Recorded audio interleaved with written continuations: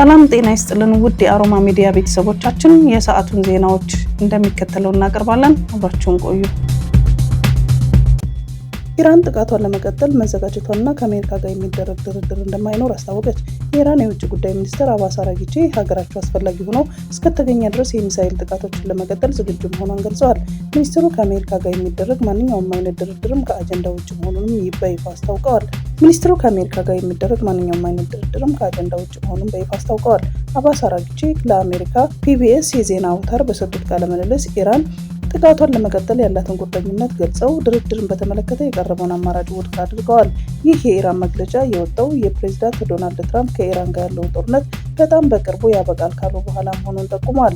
ይሁን እንጂ የውጭ ጉዳይ ሚኒስትሩ ንግግር የትራምፕን ግምት የሚያጣጥልና የሁለቱ ሀገራት ውጥረት ይበልጥ የሚያባብስ ሆኖ ተገኝቷል። በአሁኑ ወቅት በኢራንና በአሜሪካ መካከል ያለውን ዲፕሎማሲያዊ ግንኙነት ተቋርጦ የሚገኝ ሲሆን የቀጠናውን ስጋት በከፍተኛ ሁኔታ እያየለ መምጣቱንም የዓለም አቀፍ መገናኛ ብዙሃን ዘግበዋል። በቴህራን የአዲሱ የበላይ መሪ መመረጥ በማስመልከት ድጋፋቸውን ለመግለጽ አደባባይ የወጡ ኢራናውያን የኢራን አብዮታዊ ዘብ የአሜሪካ ፕሬዝዳንት ዶናልድ ትራምፕ ጦርነት በቅርቡ ያበቃል ሲሉ ለሰጡት አስተያየት ምላሽ ሰጠ።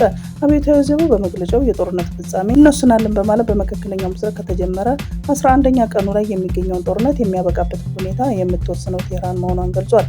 አብዮታዊ ዘቡ የእስራኤልና አሜሪካ ጥቃት የሚቀጥል ከሆነ 1 ሊትር ነዳጅ ከቀጠናው እንዲወጣ ቴህራን አትፈቅድም ሲል በመግለጫው ማስጠንቀቁንም ሮይተርስ ዘግቧል።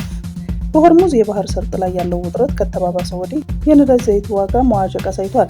የዓለም 1/5 ነዳጅ የሚተላለፍበት በሆርሙዝ ሰርጥ በዓለም አቀፍ የነዳጅ ገበያ ላይ ከፍተኛ ተጽዕኖ ይፈጥራል።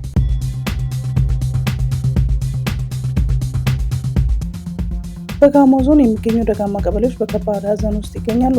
ላለፉት ቀናት አካባቢውን ሲያናውጥ የሰነበተው ኃይለኛ ዝናብ ባስከተለው የናዳና ድንገተኛ ጎርፍ አደጋ የ30 ንጹሃን ዜጎች ሕይወት በድንገት ማለፉን ተረጋግጧል።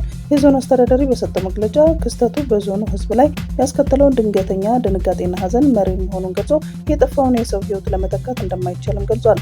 አደጋ በዋናነት ያጠቃው ተዳፋታማና ደጋማ የሆኑ የዞኑን አካባቢዎች ሲሆን መኖሪያ ቤቶችንና ንብረቶችን በአደጋው መጎዳታቸው ታውቋል። አስተዳደሩ በአሁኑ ሰዓት እርምጃዎች እየወሰደ ይገኛል። በአደጋው ሳቢያ የተፈናቀሉ የተጎዱ ወገኖችን ለማገዝ የድጋፍ ቡድኖችን በስፍራው አሰማርቶ ዝናቡን አሁን ሊቀጥል ስለሚችል ተጨማሪ የሰው ሕይወት እንዳይጠፋ ከፍተኛ ክትትል ስራ እየተሰራ መሆኑን ገልጸዋል። አስተዳደሩ ለሟች ቤተሰቦችና ለወዳጅ ዘመዶች ጽናቱን ይስጣቸው ሲል መግለጫውን አስተላልፏል። ተፈጥሯዊ አደጋዎች አስቀድመው መተንበይ ባይችሉም ሕዝባችን ከዚህ በኋላ መሰል አሳዛኝ ክስተቶች እንዳይደገሙ አዝማሚያዎችን በማየት አስፈላጊውን ጥንቃቄ እንዲያደርግና ከገደላማ ለጎርፍ ተጋላጭ ከሆኑ ስፍራዎች ራሱን እንዲጠብቅ ጥሪ አቅርበዋል።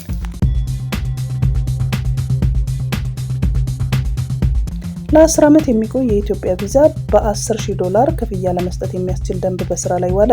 መደበኛ ፓስፖርት ለሚፈልግ አመልካች 50,000 ብር በመክፈል በቤት ለቤት ልዩ አገልግሎት በ2 ቀናት ውስጥ እንደሚያገኝ የሚያስችል ደንብ በስራ ላይ ዋለ። ደንቡ ለ10 ዓመታት የሚያገለግል የኢትዮጵያ ወርቃማ ቪዛ በ$10,000 ክፍያ ማግኘት የሚቻልበት አሰራርን በውስጡ አካቷል።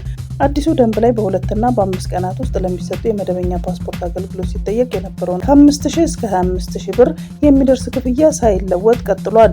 ሆኖም መደበኛ ፓስፖርትን በልዩ አገልግሎት ለማግኘት የሚፈልጉ ተገልጋዮች ከ40,000 እስከ 50,000 ብር መክፈል እንደሚጠበቅባቸው በአዲሱ ደንብ ላይ ሰፍሯል።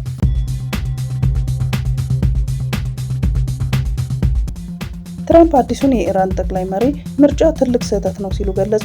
የዩናይትድ ስቴትስ ፕሬዝዳንት ኢራን ሙጅታባ ካሚኔን በዩናይትድ ስቴትስ እና በእስራኤል ጥቃት አባቱ ከተገደለ በኋላ እንደ አዲስ የበላይ መሪ መምረጧን ትልቅ ስህተት ሰርታለች ብለዋል። ሙጅታባ ካሚኔን በመምረጥ ትልቅ ስህተት የሰሩ ይመስለኛል ሲሉ ትራምፕ ለኤንቢሲ ኒውስ ተናግረዋል። ቀደም ሲል የአያቶላ አሊ ካሚኔን ልጅ ቀላል ክብደት በማለት ገልጸው ነበር። ትራምፕ የኢራንን ነዳጅ ዘይት ስለመያዝ ለመነጋገር በጣም ቅርብ ነው ግን አልተውም ብለዋል። ላለፉት 7 ዓመታት የትግራይ ቴሌቪዥን ስራ አስኪያጅ በመሆን ያገለገሉት ነባር ጋዜጠኛ ተሻለ በቀለ ተነስተው በእሳቸው ምትክ አቶ አባዲ ገብረስላሴ ተሹመዋል። ጋዜጠኛው ተሻለ በቀለ ከ2011 ዓ.ም ጀምሮ ላለፉት 7 ዓመታት ጣቢያውን መርተዋል። በኢትዮጵያ ብሮድካስቲንግ ኮርፖሬሽን እና በፋና ሚዲያ ኮርፖሬት በኃላፊነት አገልግለው ነበር። ተሰናባቹ ስራ አስኪያጅ የትኛውም የፖለቲካ ፓርቲ እንዳልነበሩም ይነገራል። እሳቸውን የተኩት አቶ አባዲ ገብረስላሴ ቀደም ሲል በወይን ጋዜጣ በሙያቸው ያገለገሉ ሲሆን የድምፃዊ ወያኔ ቴሌቪዥንና ራዲዮ በአጭር ጊዜ መርተዋል። ከፍተኛ የህወሓት ካድሬ መሆናቸውን የተነገረው አዲሱ ኃላፊ የሹመት ደብዳቤያቸውን ከየካቲት 30 ቀን 2018 ዓ.ም ጀምሮ መቀበላቸው ታውቋል።